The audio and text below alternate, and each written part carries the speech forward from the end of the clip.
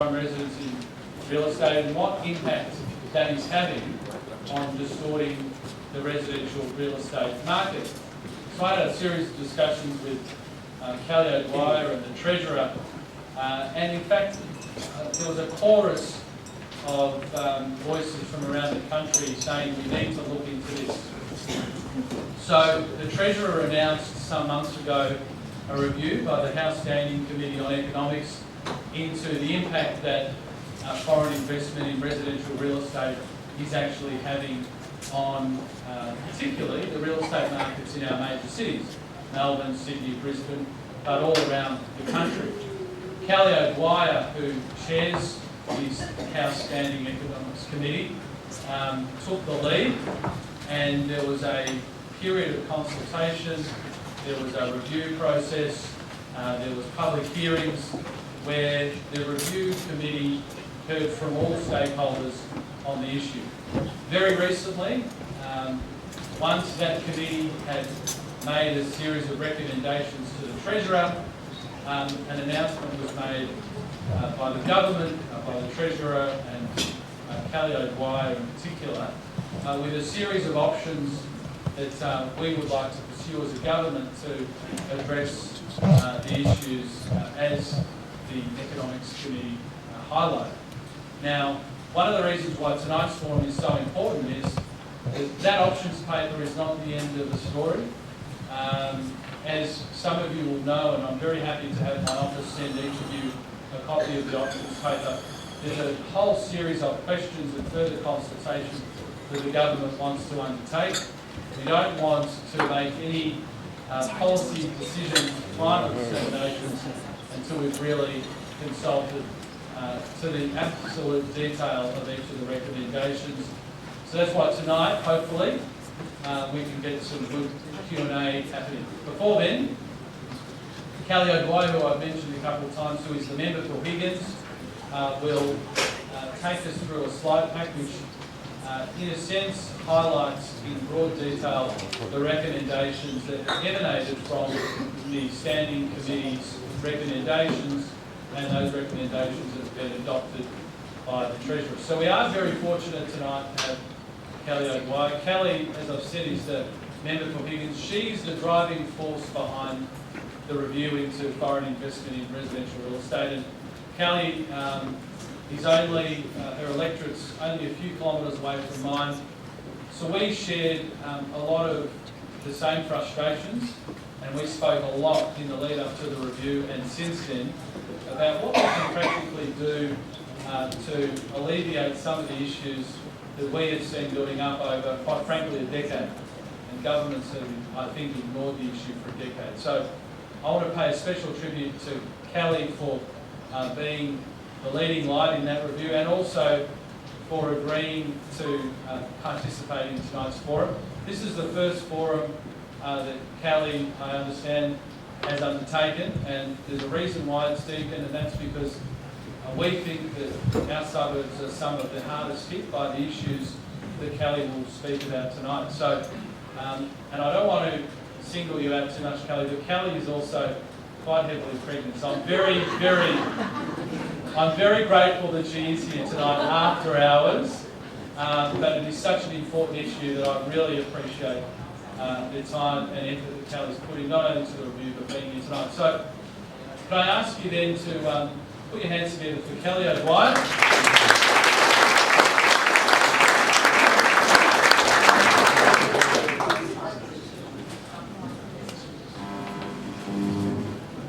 Terrific. Well, thank you very much, Michael, for that very, very generous introduction. And it's wonderful to be here in Deakin. It is wonderful to be in your heartland. And as Michael has said, Michael has taken a very, very strong interest in this area of foreign investment into residential property.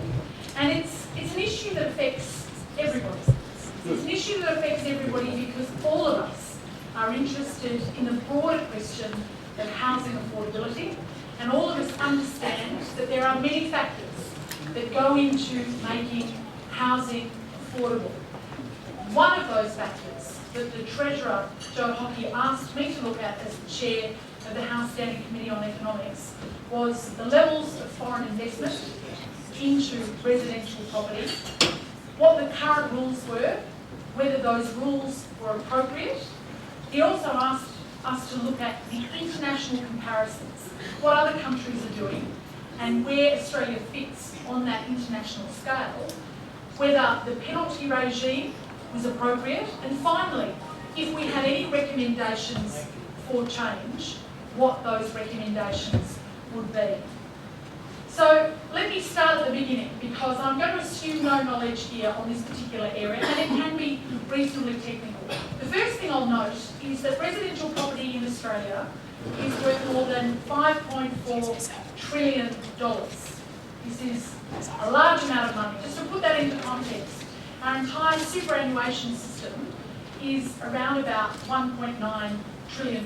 So when we talk about residential property, we're talking about a significant and sizable part of our economy. Not only our economy, but also in terms of the Australian dream to own their own home and the Australian lifestyle.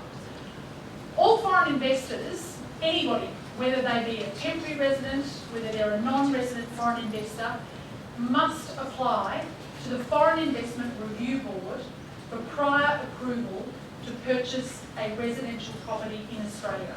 They are the current rules as they stand today.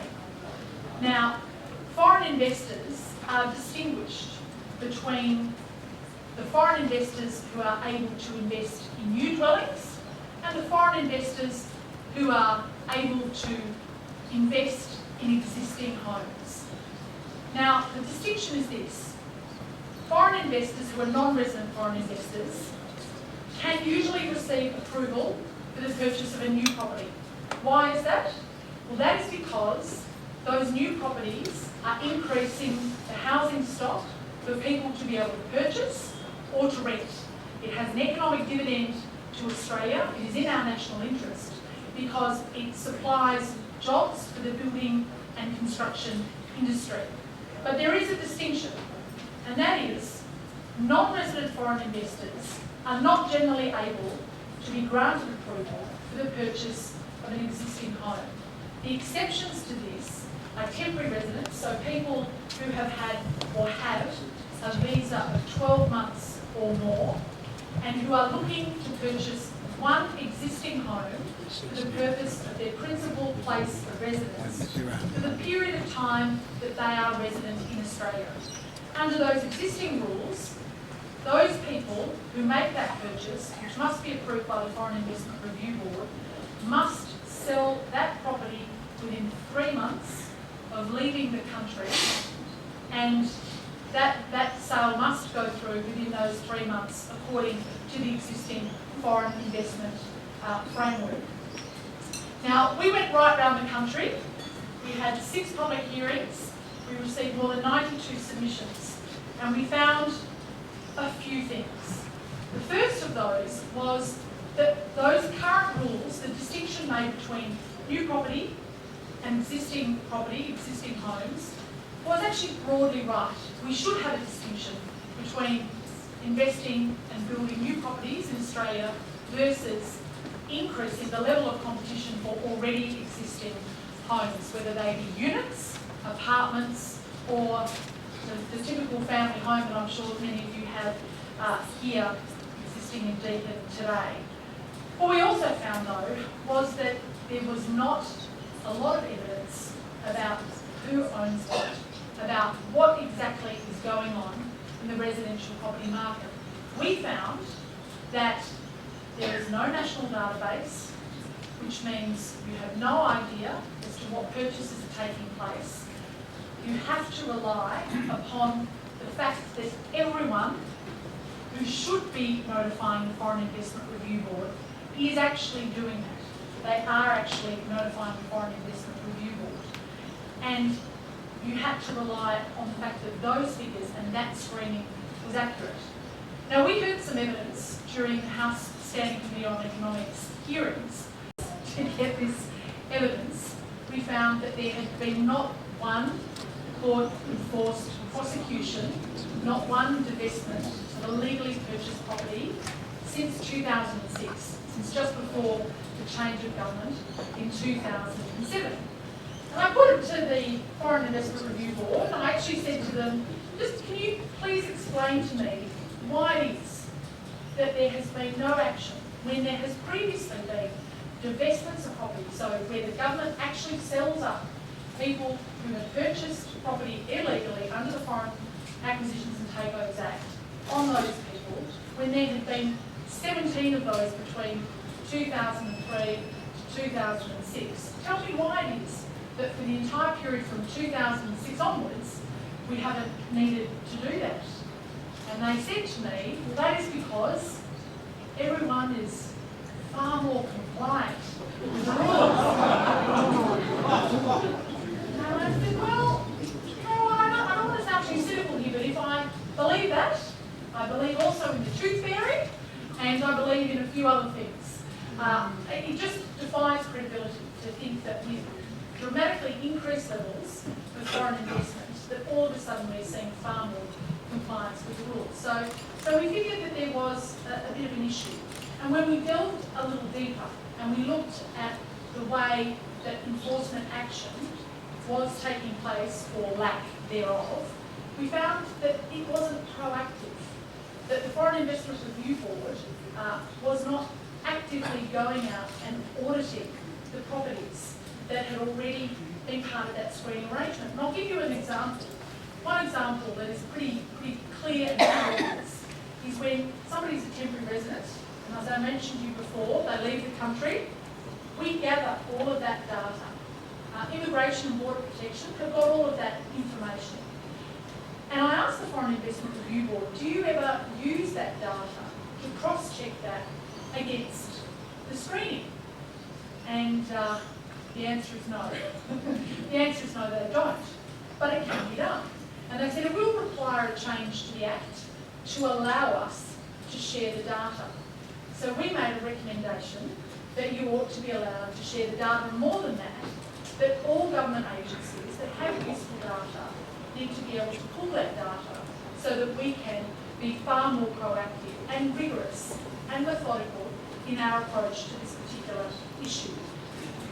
There was one additional element that I think did undermine our current structure and our current rules, and that was in 2008 there was a very quiet change made to the foreign investment rules around temporary residents just before Christmas. That change was made by Chris Bowen, who was the Assistant Treasurer at that time, and he decided, in his great wisdom, without any consultation, that it would be a good idea to simply lift the requirement for any temporary resident who is purchasing an existing home to be screened by the Foreign Investment Review Board at all.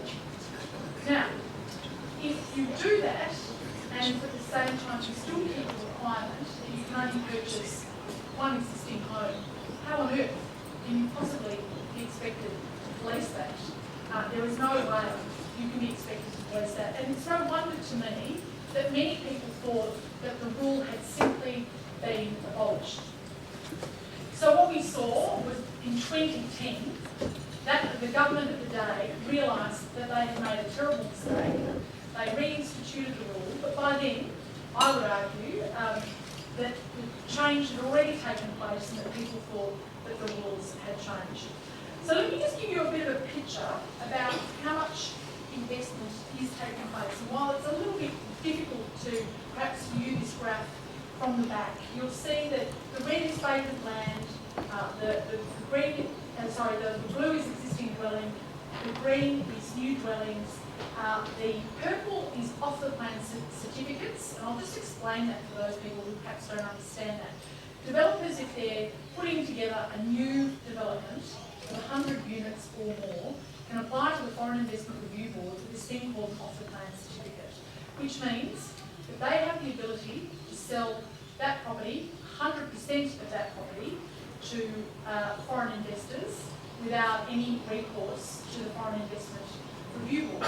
The only caveat on that is that they're meant to market the property to domestic purchasers. The only issue being is that currently there is nothing that actually requires them to do that. So I'll have more to say about that when we get to that. And then you'll see in white the total. So you'll see that this is just what we know the data to be according to the screening that has taken place, and it's by value. And we've seen a significant increase from around about $20 billion in 2010-11 to more than $35 billion in 2013-2014.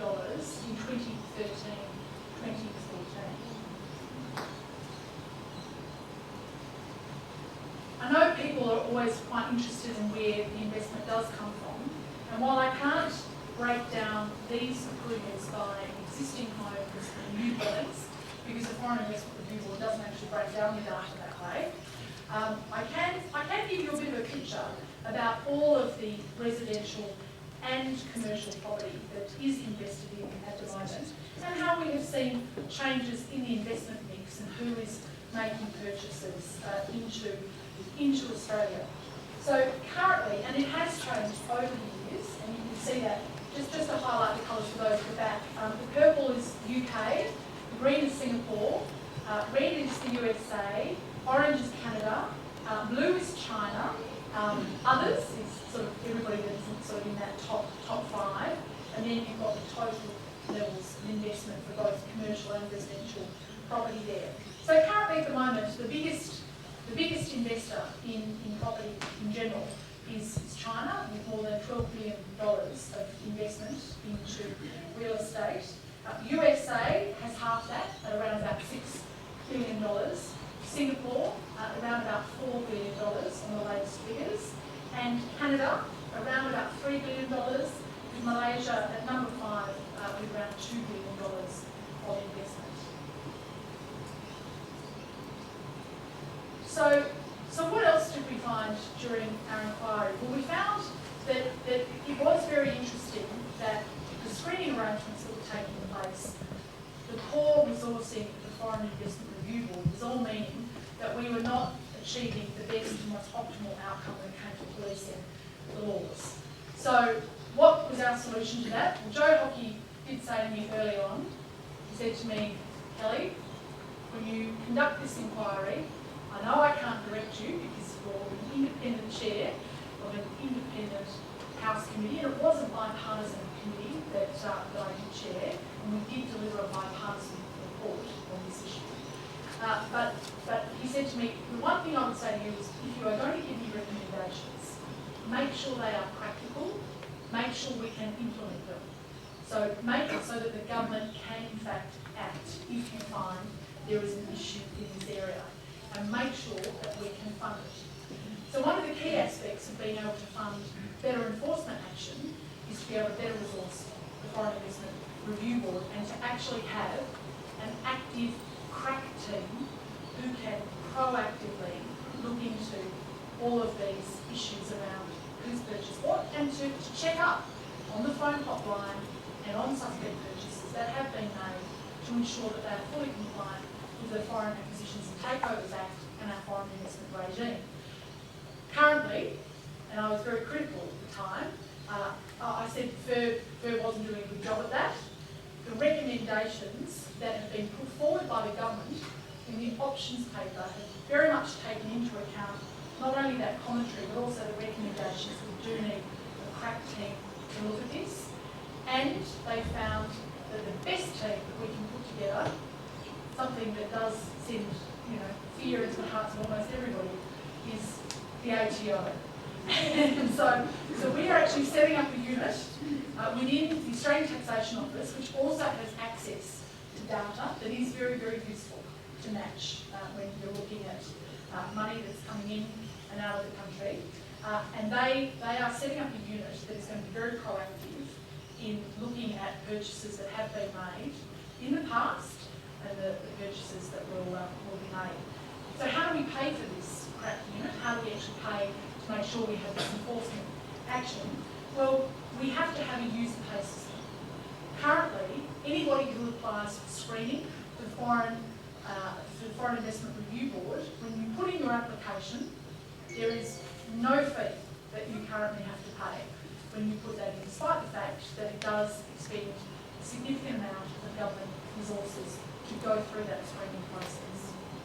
we recommended, the committee that is, looked at some modest application fees that could go in with the application, and we actually modelled fees of between $500 to $1,500 through the Parliamentary Budget Office. We were the first committee to actually do that modelling. The government, though, has looked at those recommendations and said, well, we actually think that a better fee, a fee that is a bit more in proportion to the real estate that's being purchased, a fee that is still modest, a fee that will still allow purchases to take place but will provide the sort of resources that we require, is much better at the $5,000 starting point and going up by $10,000 every time you go over $1 million. So that would mean that if somebody was purchasing a $5 million property, it would be $50,000 for their application fee. If it's a $1 million property, it's $10,000, and so on.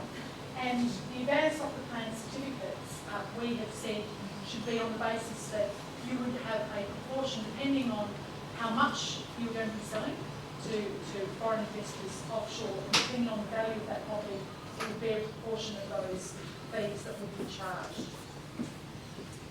As I mentioned before, penalties was another really big issue that came up, because you can't possibly expect that if you have rules in place and those rules are not enforced, that people will abide by the rules.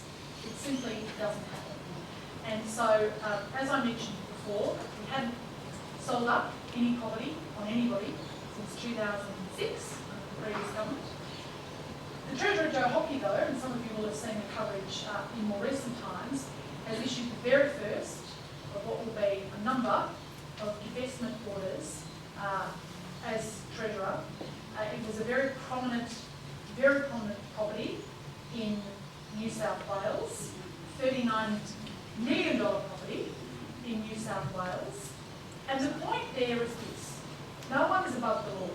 If you purchase a property, whether it's a $39 million property, whether it's a $600,000 property, you both need to abide by the Foreign Acquisitions and Takeovers Act and the Foreign Investment Framework. And we are serious about making sure that those rules are enforced. And we don't care who you are, we'll make sure those rules are enforced equally by everyone. The current court action, though, that you can take is under a criminal penalty regime. That is the only regime that currently applies. And what that means is you can get a maximum penalty for individuals of up to $85,000. Now, when we went through our consultation process, when we were taking evidence from people right across the country, there were many people who actually said to us during our inquiry that $85,000, if you're caught, is simply seen as the cost of doing business. That people are prepared to do that. And that's if you're caught. We've gone through part of the reasons as to why that has been such an issue to this point. It's $425,000 if you're a company, and as I said to you before, we haven't had any of this since 2006. We don't have currently a civil penalty regime in place. The criminal penalty regime is much harder to enforce. You have to prove intent. The civil penalty regime, or infringement notices, are the sort of things that you can slap on people much more readily, a little bit like if you were driving and you go above the speed limit, you either do it or you don't do it, and if you do it, you get a fine for having done it if you're caught. And so we thought that there needed to be a broader range of penalties that could apply that could again ensure that people would be more compliant with the screening process and making sure that we had the right data available, making sure that people were currently obeying the current laws. So what did we propose? Well, we proposed a much broader range of penalties, tiered to reflect the different levels of breach. So for instance, if somebody had just neglected to contact the Foreign Investment Review Board for the purchase of, let's say, a new dwelling, an apartment, which they would have been granted approval for if they had gone to the Foreign Investment Review Board for prior screening, then we would say you're going to be slapped with a civil penalty plus the application fee. Now, in the same set of circumstances where you were to find out that somebody had purchased a new property, but that they hadn't come themselves to the Foreign Investment Review Board, but through your own activities, through the auditing process and compliance process, we had found out that they had not contacted nor received approval from the Foreign Investment Review Board. That would then take it up to the next level of fine plus an application fee. In circumstances though, where somebody is a non-resident foreign investor who has purchased an existing home and that existing home would never have been granted approval, we said it's not enough simply to divest people of that property. And I'll tell you why. I'll give you an example.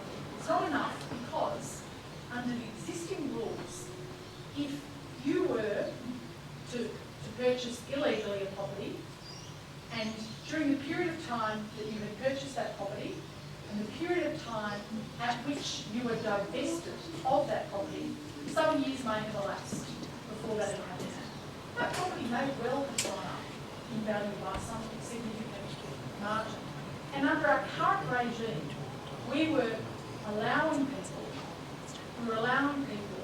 to divest that property and keep the windfall gain that they were making from the illegal purchase in the first place. Now we said that really makes no sense whatsoever. You're putting the wrong incentives in place for people. In fact, you are incentivising people to do the wrong thing, to not notify, to basically dare to be caught, and even if they are caught, it's to no real financial detriment to themselves. So we proposed that we needed to look at a much more severe financial penalty. One of the recommendations was to keep the windfall gain for the government, to divest the property, and to keep the windfall gain that had been made by the purchaser of that property. Or, depending on which was the higher, or to be able to take around 25% the market value or the purchase price of that property straight away as a fine, very directly under the civil penalty regime. I'd be very interested when we get to questions and answers and comments in your feedback around some of those penalties that have been put forward.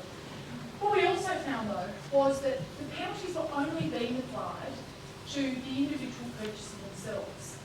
Under the existing rules, there are no penalties for people who knowingly induce someone to flout a foreign investment framework. And we thought, well, that doesn't make a lot of sense. Somebody helps somebody tax structure in a particular way, anti-avoidance of their fair share of tax.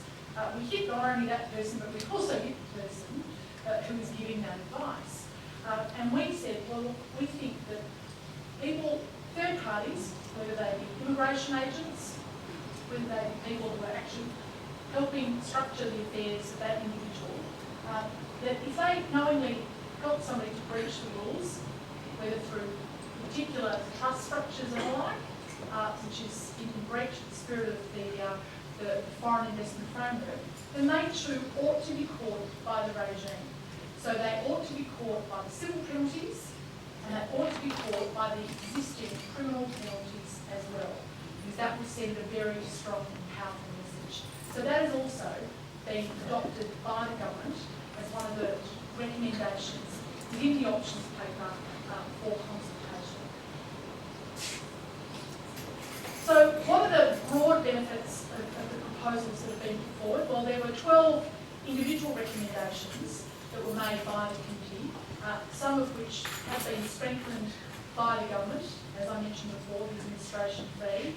So stronger enforcement, making sure we actually do enforce the rules, and making sure we have an auditing and compliance framework that does actively monitor and go after people who have done the wrong thing, making sure that our penalties are real, so they have a financial impact, so as to provide a disincentive for people to do the wrong thing, closing the sort of loopholes that I talked about before, which make no sense whatsoever, and as I said, provide completely the wrong incentive to do the wrong thing, making sure we have better data collection, better transparency, and better coordination between various different agencies. And another agency I haven't yet mentioned, which is also very relevant to this discussion, is an agency that is managed by the Minister for Justice. It is AUSTRAC. AUSTRAC keeps incredible data about money that comes in and out of the country. And again, that is not being utilised by the Foreign Investment Review Board in a way that would make sense for the purposes of auditing and compliance. And finally, the user pay system with application fees, making sure that those people who ultimately do get the benefit of this screening process are paying for it rather than Australian citizens. And so now we come to the point at which I'm very keen to hear your feedback, your suggestions, your questions, and also to mention to you that the options paper which has been released is due for consultation up until 20th of March. I welcome your feedback. I know I have received a tremendous amount of feedback through Michael. We've had many discussions about this, and I've got to say it was really helpful during the committee process to have that feedback. Michael has definitely fed into the recommendations that we ultimately made, and it has certainly fed into the government response that has been put out by the Treasurer and by the Prime Minister. So I might leave it at that, because I've probably been talking for far too long, but if you've got questions, I'm very happy to tackle any of the questions you might have. Firstly, a round of applause.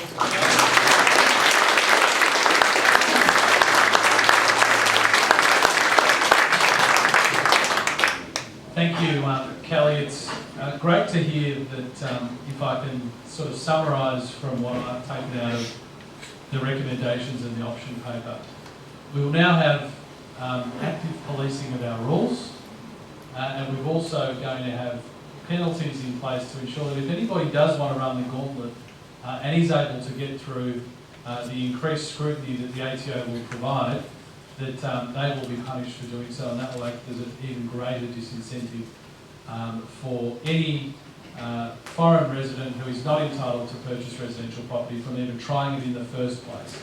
So, Kelly, thank you for the work you did. It's outstanding. Now, open for questions. Can I just ask that you put your hand up, one of my team members will bring a microphone to you. If you can just say your name, and please, just for the benefit of getting around to as many people as you can you please keep the questions short and keep them to questions rather than long statements, please.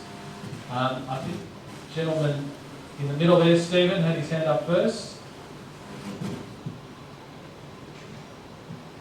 Thank you very much. Thank you for the opportunity this evening. My name's Railton Hill. I'm a father of 3 young Australians, all of whom need a property to move into and to form a family in and so forth. And I'm one of the many folk who chokes around week after week after week with no hope of competing against people on mobile phones and with bags of money provided by relatives and so forth with dodgy overseas sources, against whom we cannot possibly compete. So you would be congratulated for at least looking at this issue.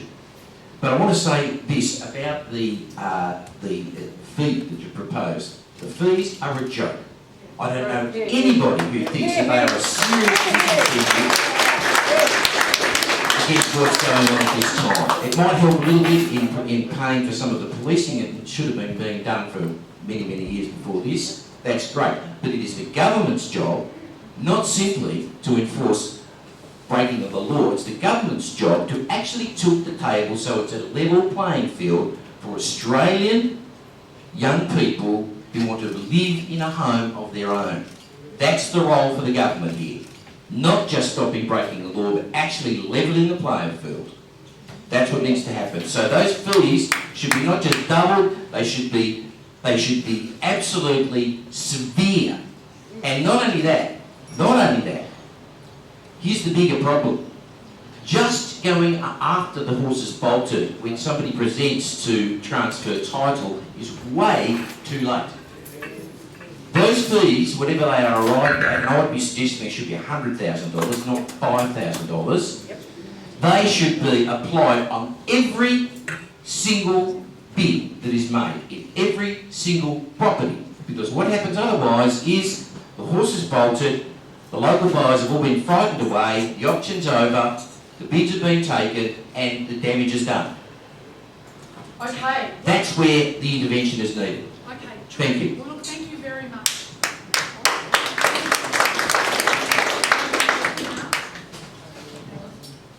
Oh, yeah, we're back. Thank you very much for that feedback, and let me tackle that in two parts. The first is the point that you have made about when the fee is paid.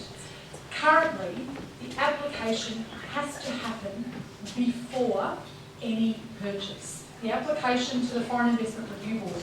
And under the current system, what we're proposing, although we are going to look at the implementation issues with this, what is being proposed is that that system remains the same, but the application fee occurs at the same time as that application is made. So I'll just give you an example. Under the existing rules, the fee happens upfront before the transfer has happened. So currently now, if I was a foreign investor and I wanted to purchase a property at auction, I have to go to the Foreign Investment Review Board for prior screening. This is under the current rules. I have to go for prior screening for this specific property. So it's attached to the specific property. It's not a blanket approval for an existing home. It is for the specific property. So if that foreign investor is not successful at that auction, they need to go back to the Foreign Investment Review Board for every potential purchase of every potential property. So under what has been proposed under the options paper for consideration and has gone out for consultation, is that fee would be applied in exactly the same way. Now there are some people who have a different view to the view that you've expressed, and they say, well, if you qualify as a temporary resident to purchase an existing property, you should be able to qualify for a period of time and you shouldn't have to be charged every single time you apply for a property. So there are some people who argue the opposite of what you've argued, which is feedback that's come into the government. But under what is proposed in the options paper, it is that the fee will apply for every single screening purchase. Now, let me go to the second part of your point, which was why, is this fee really a fee, or should we be looking at a barrier, or dare I say, a tax? Should we be looking at a much higher tax? Yes. Now, yeah. So one of the things that we looked at is what happens across the world, and what happens on this issue of different taxes that apply to foreign investors. And we did find that in Singapore and in Hong Kong, where the property market was particularly hot and where it was a very, very small market, virtually overnight, there was a change to their laws, which did apply an additional 15% stamp duty to foreign investors of those properties. Yes. We currently have a tax white paper that will be released in April. And if we are to consider any potential changes to our tax system, it is appropriate that it be done in the same sort of methodical, thoughtful way as we have conducted the inquiry to date, and that we ought to look at that issue in that context. Stamp duties, as many people know, are a state tax collected by state governments. We are not able to collect a tax in the same way as the state governments are able to collect a tax. There is nothing really to prohibit state governments from increasing their stamp duties, but we do have some broad parameters that do require us to have an even playing field for want of a better description, under our various different international obligations around foreign investors and domestic investors. So I think your point is certainly one that a great many people have raised. I think it's worthy of further investigation, and I have recommended to my colleague, the Assistant Treasurer, that in the tax white paper that will be released in early April, that this is one of those areas that he ought to consider.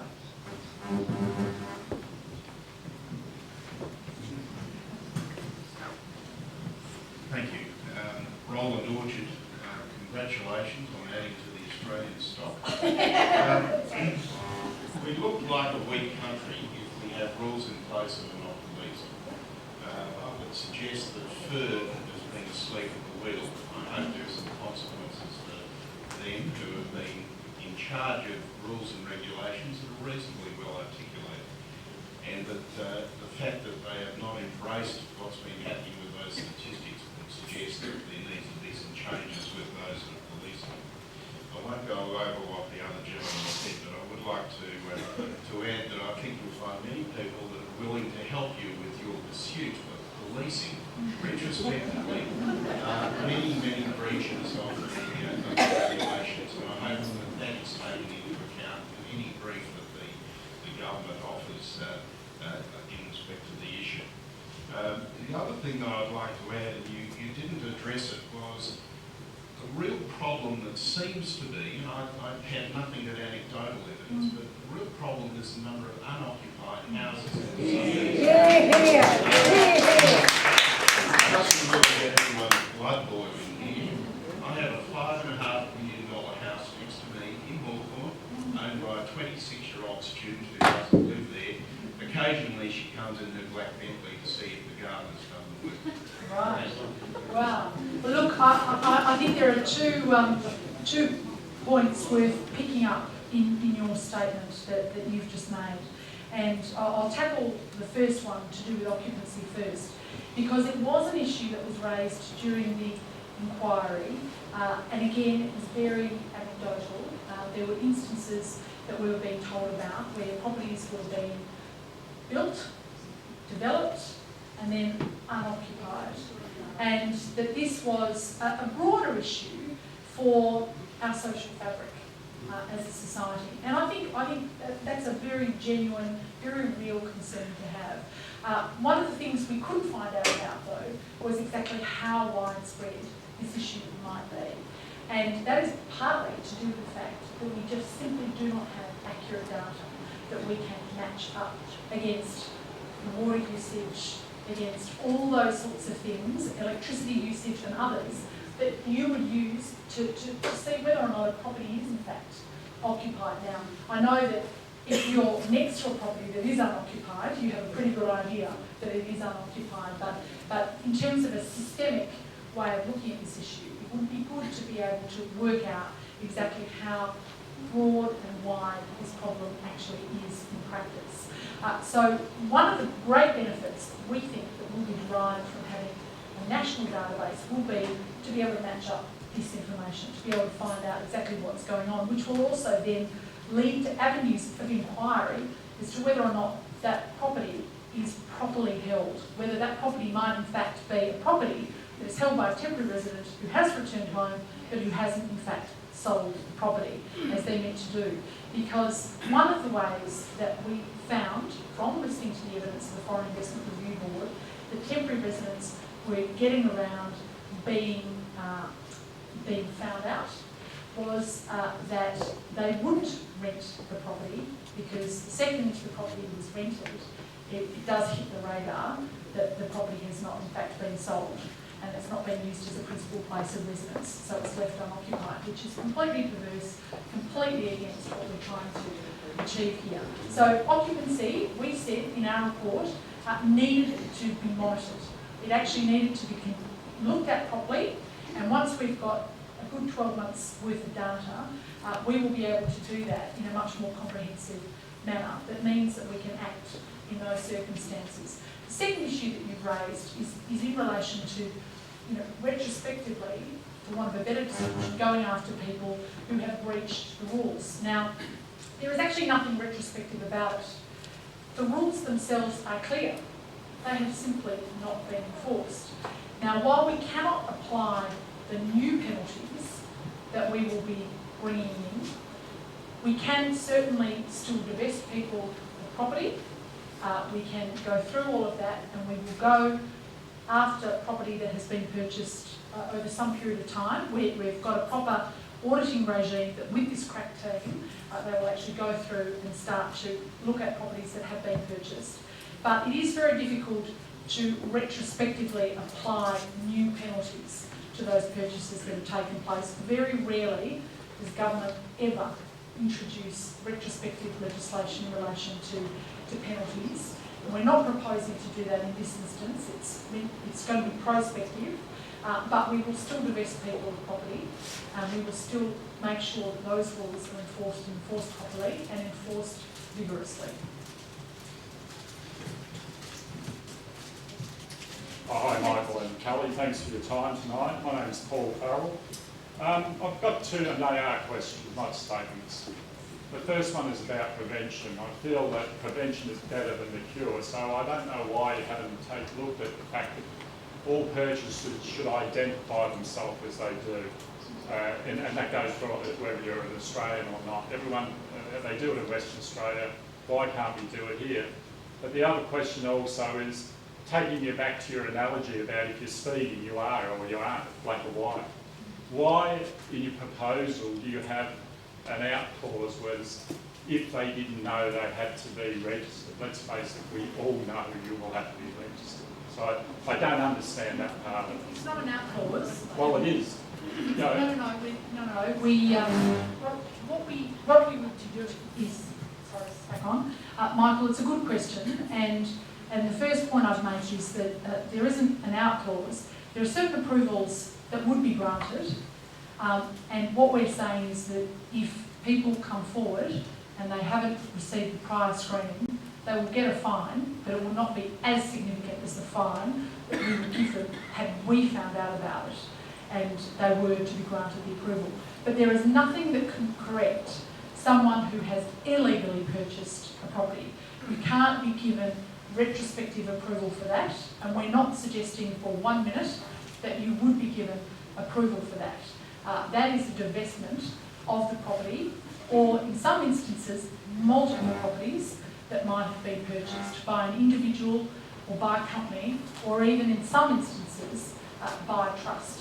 So your point is absolutely valid. It would not be right to simply say that we were going to correct something that couldn't actually be corrected because it was illegal in the first place. We don't propose to do that at all. But more importantly, regarding the identification. Oh yes, so regarding the identification. At the transfer of title stage, so we want to keep regulation and red tape to a minimum. The information that is collected about a property is collected at the transfer of title stage. It's when the title transfers from one person to the other. We had extensive consultation with the states and territories as to how this could be done. The Treasurer has now written to all of the states and territories to help incentivise them to become part of the scheme, and that will probably require the Commonwealth to provide some money to the states to actually make this happen in a timely manner, because unfortunately that is the one thing that seems to incentivise state premiers rather than simply good policy, which is unfortunate but a reality, and we do understand that reality. So what we would be doing is we would ask everyone to identify whether they're an Australian citizen, whether they are a temporary resident, or whether they are a non-resident foreign investor at the time of the transfer of title, which is recorded on title, which then can be matched against all of the other data that we've spoken about before. But why not a purchase? Why not a purchase? Why not an auction? You do it, excuse me, in Western Australia you have to do it now. Yeah. So, well, that is the point at which the sale has actually gone through and What's been wrong? The damage trans- is done, nothing can be done to undo that. Well, no, it can actually be undone. We're going to recall the whole auction, You everybody's can- going to come around, You can actually divest rejig their people. finance, come on. You can divest people of the property. No, the reason why we do it at the transfer of title stage is many people will realise if they go to an auction today, people can actually purchase on behalf of somebody else. And the person who might front up at an auction, saying they're an Australian citizen purchasing that property, and the person who ultimately is the beneficial owner, who is on title, might be a very different person. And we want to make sure that we want to make sure that the person who actually has the title, the person who is the beneficial owner of the property, is the person that we know about. Because we have heard evidence that there are people who purchase on behalf of other people at auctions. Now those people would then be part of the third parties who are trying to help people flout the current rules that will be captured by new penalties. What's in the Am I right? Yeah, my name is Michael Owen, and I'd like to say that I'm glad something is happening on this issue now. But looking down the track, Australia's got a history of taking one step forward and 2 steps backward, depending on the change of government. Now, what can be put in place to ensure whatever is brought in remains so, is not undermined? Now, my concern is not only houses, but Australia's sovereignty. Now, if people keep buying up our land, we get to a point where they might turn around to us one day and say, this is not your land anyway, so you be quiet and go and stand in the corner. So I'm really worried about that. I want to see, or is it possible, that whatever we put in place, that it transcends terms of government, that it protects our country as a whole over time. Can you answer that for us, please? Well, you can never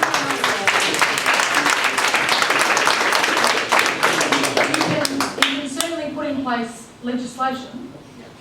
Legislation can be changed by a new government. There is no question about that. That is part of our democracy. What about our constitution?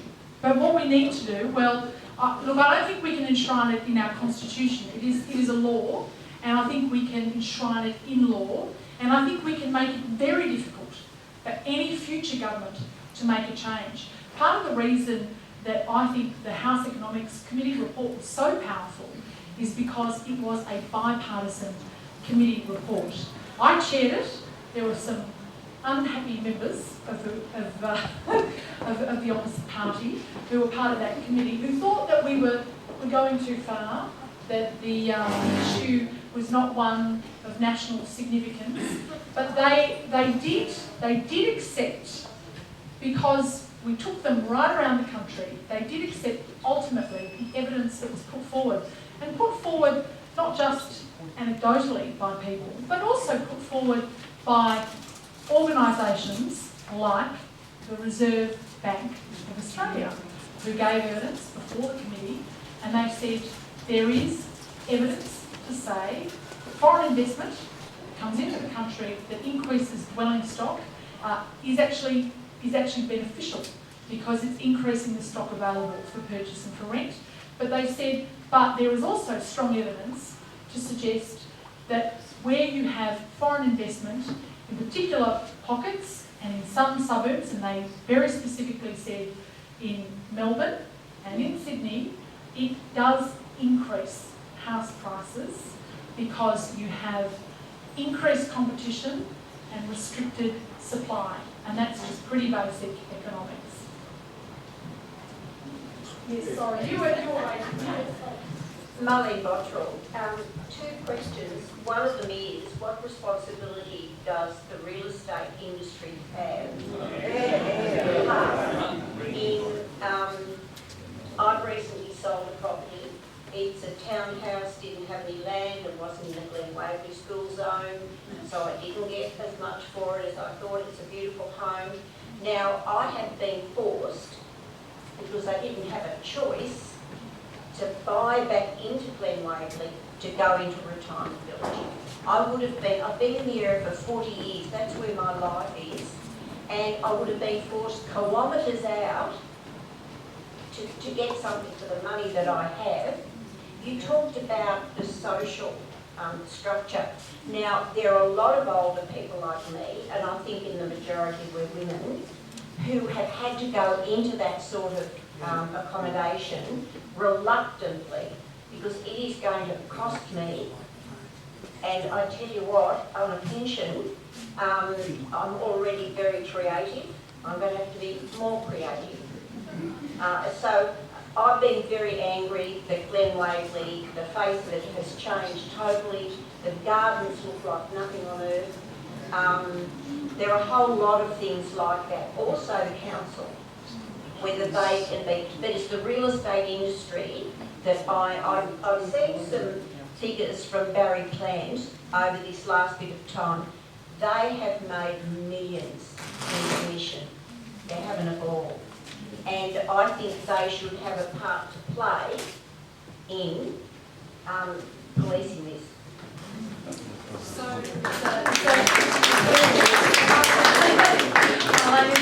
It's a good point that you've raised. It's a very good point that you've raised, and you're quite right to say what role do they have to play in all of this? Because right now, on a very generous assessment, you would say that there are some who have engaged in willful blindness. I think would be a kind assessment. And for others, you might say it has been structured in a way, particularly to go after a market, particularly when it comes to existing homes, where the agents have not themselves asked very basic questions, other than to suggest you need to be broadly compliant with the law, at which point it's been taken at face value. Now, one of the implementation issues that we're going to look at when bringing forward these changes as part of the options paper is whether or not people should also, at that particular point in time, at the transfer of title phase, we absolutely need to know who has purchased the property, who is the ultimate purchaser. But at the same time, we also think it is very important for people to be made aware of who is purchasing the property. And certainly from discussions that I have had with people in the real estate industry, they are very happy to be able to qualify purchasers. And they have said, well, not everybody has been happy, by the way, but a number of people have said that they would be happy to take on that responsibility. And I think it's a point that you have raised, which is a good one, that is a period of time when people are going through the auction process, has been mentioned before, that it is useful to know who is making the purchase.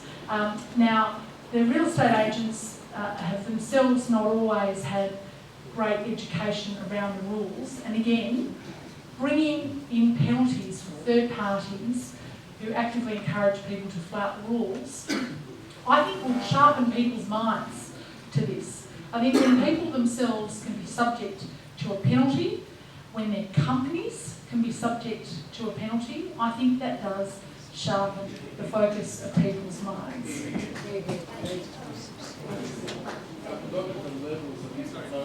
Oh, sorry. Kelly, Alan Johnston, I commend you on your work with the Foreign Investment Review Board. But looking at the numbers that you put on the slideshow earlier on, the Australian property market, correct me if I'm wrong, it's valued at about 7.2 trillion. Foreign investment, I think we quoted a figure of 35 billion, which is less than 0.5%. We're talking housing affordability in Australia for our children for the future. There's other factors, of course, like low interest rates, but the government needs to take a more broader look at reducing the cost of housing for our children for the future, not only foreign investment. There's a lot of other tangents. It's a bit like the tail wagging the dog here because this is only one very small part of it. You are absolutely right to say it is only one part of it. If we are talking about the housing affordability question more broadly, we actually have to take into account housing supply, so the release of land by state governments. We need to look at regulations that exist at a local and state government level.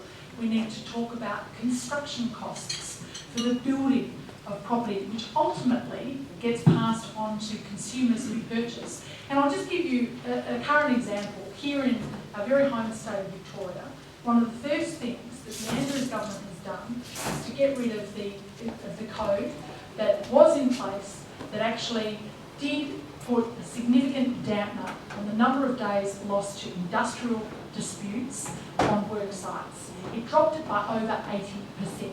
That's been scrapped. I had Treasurer do a back of the envelope calculation as to how much that's going to cost in the next 3 years. It's around about $200 million over the next 3 years. Now you might say, well, that's not a huge amount of money. And in the context of the broader construction of property, it might not be a huge amount of money, but every bit adds up. And as you say, there is not one silver bullet. Probably the most important thing, apart from land release and land supply, is the tax system as well, and interest rates. That also has an impact on house affordability. But all of those factors combine together to ultimately come up with the cost of housing for young people, and also, as Marlene pointed out before, for older people too. It's not an issue that only affects young people, it affects everybody in our community. Did you want to say something, Michael? Well, Kelly, you stole my thunder a little bit there.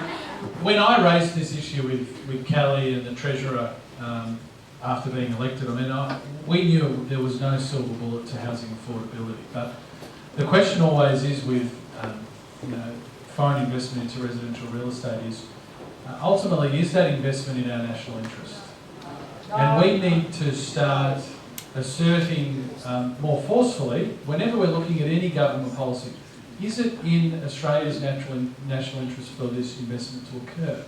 And for the last decade or so, there's been a nervousness amongst politicians to ask those sort of questions.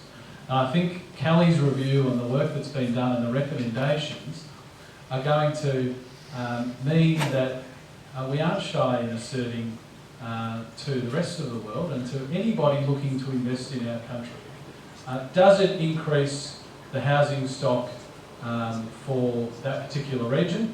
And if it doesn't, there's going to be a whole range of penalties for that. So that's a long-winded way of saying, of agreeing with Kelly, that there is no silver bullet. There is a whole range of issues here, but why should we turn our back on an issue as significant as this? And quite frankly, with the amount of emails that I get into my office, typically it's on a Monday after the Saturday auctions.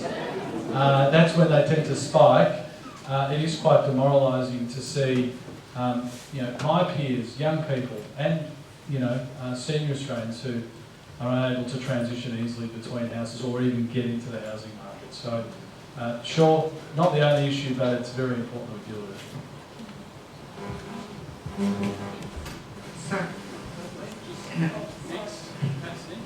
Sorry, my name is Christine Bradby, and despite my accent, I am an Australian citizen.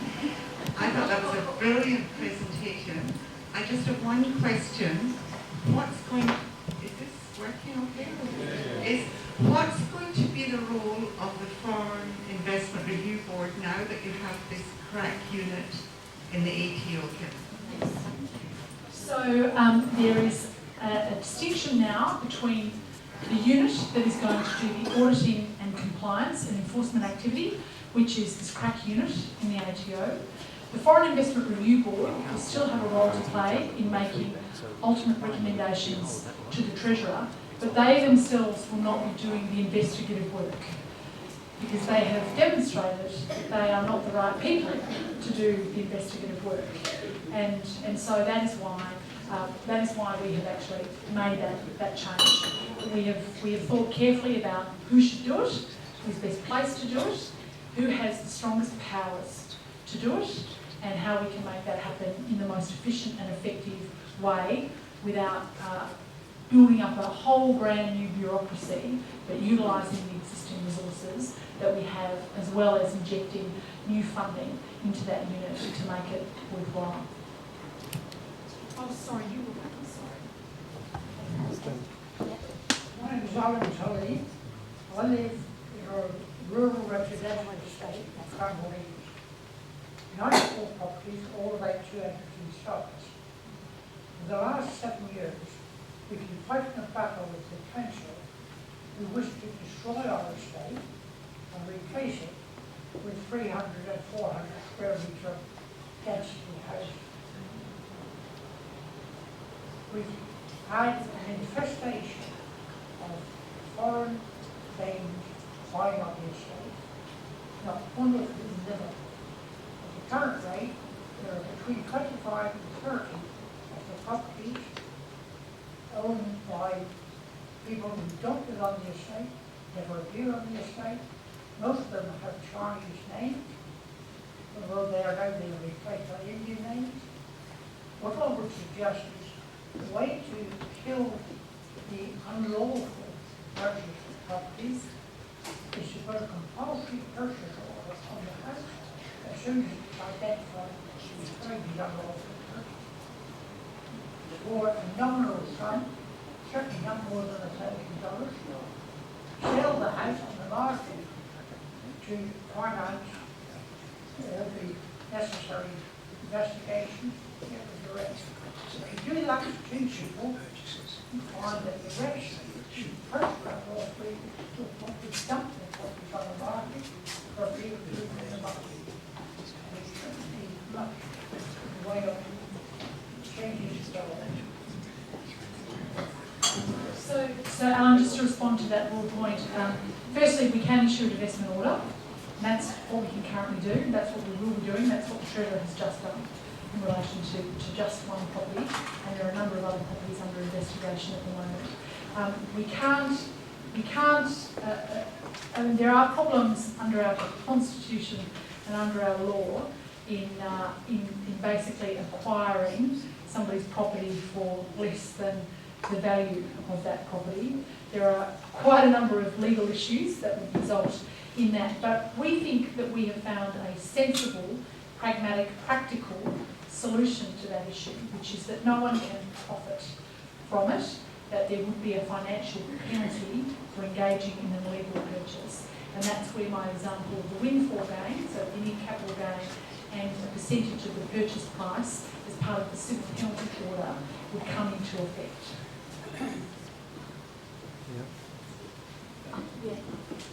Thank you. My name is Julia Zhang. I do have a Chinese name and I'm Chinese, but I'm also Australian citizen for more than 20 years. I work on an international school and I'm a corporate director in South College. Yeah. So from my experience, I do see, I do like to raise a question from another perspective. I do see foreign investment in real estate is also a part of unstoppable restructure of global economy. In that context, now Kelly, I'm really interested to know through that inquiry, what is the assessment of the composition of the board of Foreign Investment Review Board, the composition? Does it have the necessary skills and insight in that important area? Because our community needs to be well informed of the benefit of foreign investment. And we have to be well aware of the international competition in the years to come, because it has far-reaching effect on our national interests in the long run. So I'd like to hear your comment. It's a very good question that you've asked, and I think you've identified as well something that we haven't talked about, which is the Foreign Investment Review Board does more than just look at residential real estate. It's foreign investment more broadly, and some of the much more complicated transactions are those that are transactions that occur when you have takeovers of particular companies, when you've got, multi-millions of dollars where people are making big purchases, investing in Australian companies, or whether those companies are being sold or the agricultural land is being sold, and the Foreign Investment Review Board actually looks at those issues, and they look at them at a certain screening level, depending on whether or not whether they're in the sensitive sector. So there might be purchases, for instance, that take place in telecommunications or in media that are deemed to be sensitive, so the threshold for screening is much lower than it would otherwise be. It also depends on whether we have free trade agreements with particular countries, and again, that can lift the screening threshold before which the Foreign Investment Review Board screens that foreign investment. And it is important to note that the test that is applied is whether or not that investment is going to be contrary to the national interest. So the test that is applied is, is this going to be a problem for our national interest, or would this, in broad terms, be in our national interest? It is assumed under the existing law that unless it is found through the very broad criteria that can be applied here to be contrary to the national interest, that it will be approved or at least sent to the Treasurer where there are controversial purchases taking place, sent to the Treasurer as a recommendation for approval. Now, what the Treasurer can do is the Treasurer can issue particular conditions if he is minded to approve a purchase but has some concerns. So he might put restrictions around the residency requirements of people on the board of a particular company, or the fact that they need to have a number of Australian citizens on the board of a particular company, right through to restrictions on sale of land. I mean, it is really absolutely broad.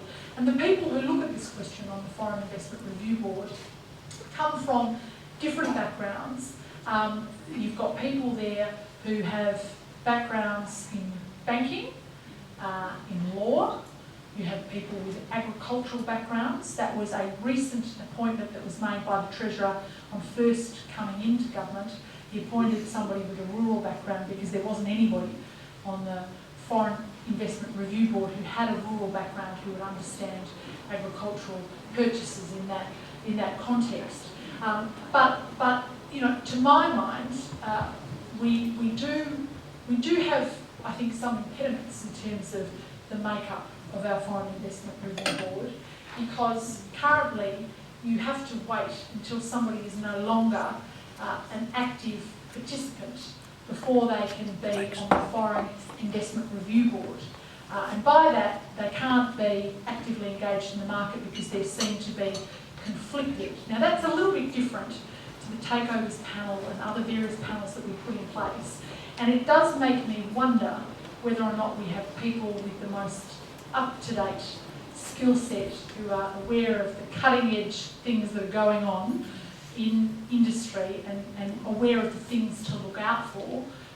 It does make me wonder whether we ought to be drawing on that experience more deeply, and that is certainly something that I have put to the Treasurer. So, I know there's lots of questions, but can I just add, I think that question also gets to the fundamental point, which is distinguishing between foreign investment that's within our national interest and those that investment that isn't. Now, investment into off-the-plan developments that, in a sense, underpin the construction industry might be within our national interest. Investment into established residential real estate that creates no wealth for anybody, it just prices Australians out of the market, is in a sense the default is deemed not to be within our national interest. And that's what this is all about. It's about distinguishing what's in our interest and what isn't, and being confident enough to assert, and this is what I think Callie and her committee in the options paper does, proud enough and confident enough to assert that if it's not in our interest, thank you, it's not investment that we approve of. Can I just question there, Derek? Sure, we'll come to you. I had a couple of questions. We've implemented retrospective penalties before by using something like an amnesty period in the past on our legislation. Did you consider that in your review?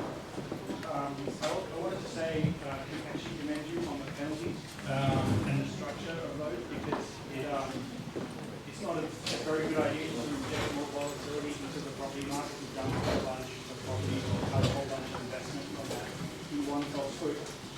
On that, I was wondering,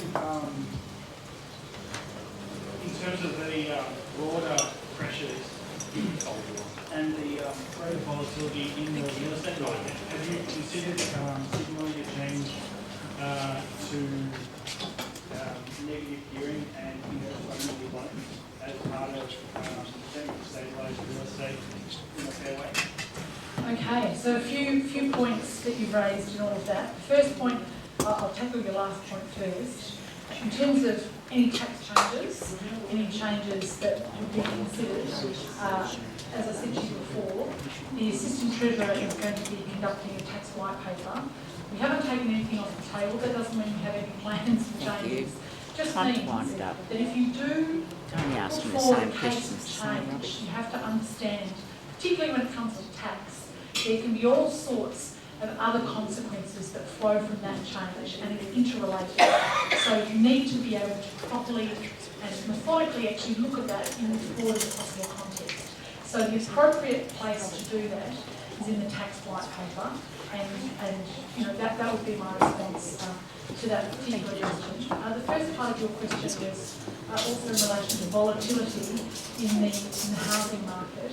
And you're right to say, you know, the housing market is volatile enough before you inject new levels of volatility into the market. And certainly our purpose behind the recommendations made is not to inject volatility in the market, is simply to make sure that the rules are being properly enforced and policed, and that they are well understood, and that people can have confidence in our foreign investment framework. And I think your very first point was also around retrospectivity of penalties and whether or not there ought to be some form of amnesty. The problem is if you do provide an amnesty, what you're essentially saying to people is if you have illegally purchased a property, we're going to let you keep it. And we're not going to let people keep it. If we find that people have made an illegal purchase of property, we are going to sell it. And so an amnesty in that context means that we would otherwise allow people to do something that we would ordinarily not let people do. And we see no real benefit in changing the rules in that way to allow that. Last question. Thank you, Michael. Is that on? Thank you for coming out, Kelly. I'd like to put another point of view for the Treasurer to consider and for you to consider. I don't see many young people here. I'm a senior citizen. What a beautiful young lady. Could you stay standing? And I disagree with you saying that it's not in our interest to have overseas investment in this country. I'm a financier. Well, then you're exactly right. Right, I know I'm going to get held in. But I'm a senior citizen. I have 3 sons. One's in the 40s, one's in the 30s, one's late 20s. They have not purchased a home because they want to live in Brighton, Richmond and North. Now, I'm a baby boomer. I'm 6th generation, they could purchase a home if they went out to court, but they don't choose to do that. So that's one thing. Don't tell me young people can't purchase a home. That's right. Secondly, exactly right. Secondly, I live in an area where people are entering their 80s and older. And one gentleman sold a farm because his wife sold his property because his wife had died and had to go into Blackburn care home. $750 a week. Now what I'm saying to you is the escalation of real estate has continually gone up as a trend since I came to this city from the country at 17 to go to university. And the average has been about 10%. Now, one of our greatest prime ministers was John Howard, who said that nobody's going to complain if their property goes up in price. There are many other ways that government can help young people into residential property in stopping overseas investment. This country needs overseas investment. And I agree with the lady that said the dynamics of finance is changing. Europe is stuck. America are getting back on their feet. But It'd be all right if wages caught us at the door. now, what you're doing is if you're putting penalties on these prices, if you're going to have a bigger pension problem, you're going to have a bigger health care problem. But these people, this gentleman... The question is, do you consider people that are senior citizens getting a really good price for their property so that they can live out the rest of their life, which is going to be longer, a better thing? Well, look, I thank you for your comments, and I think it is actually useful for us to hear a range of perspectives here tonight. That is what I'm here to do, and I really appreciate you standing up and making the comments that you've made. I wouldn't want anybody to leave this room with the view that we had said that foreign investment is wrong in all circumstances in Australia. It might be the view of some people here, but it's not the government's view. We believe that foreign investment can be beneficial, and I've made this point a couple of times, when it makes a contribution to our economic output, when it makes a contribution to increasing dwelling stock available when it applies, for instance, to residential property, or we think it should be treated somewhat differently when it actually doesn't have that same positive impact, where in fact you are simply increasing the competition in a market that already has been supplied. So your point is, is it a terrible thing for people to get wealthy who have purchased their homes? I mean, no, it's not. And this is not the intention to drive down prices, but to simply say that people can have confidence that when they go to purchase a property, that property has not been inflated in price by someone who does not have the right to purchase that property under our existing foreign investment framework. And there are lots of issues, and we talked about housing affordability before, that go to the makeup of that price, that go to housing affordability more generally. Foreign investment is not the only aspect that goes to that. But certainly it is the issue we were asked to investigate, we were asked to look at. I think we have done it in a very measured way, in a way that appreciates the benefits, while at the same time also understanding some of the very reasonable concerns. Thank you.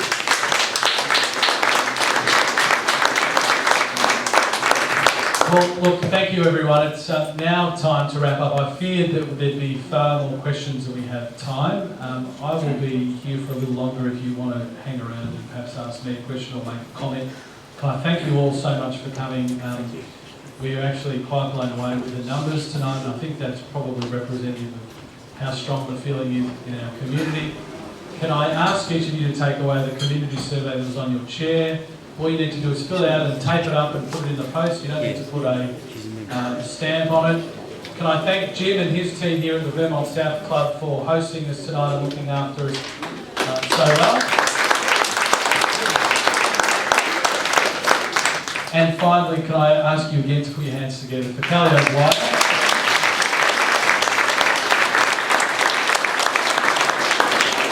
Kelly really did lead the charge, and when a newly elected backbencher approached her, she actually took all of the feedback that I'd received from you and took it very seriously, and that's what we've ended up with tonight. So please, if you have further comments, stick around and speak to me, or even email or include it in your community surveys.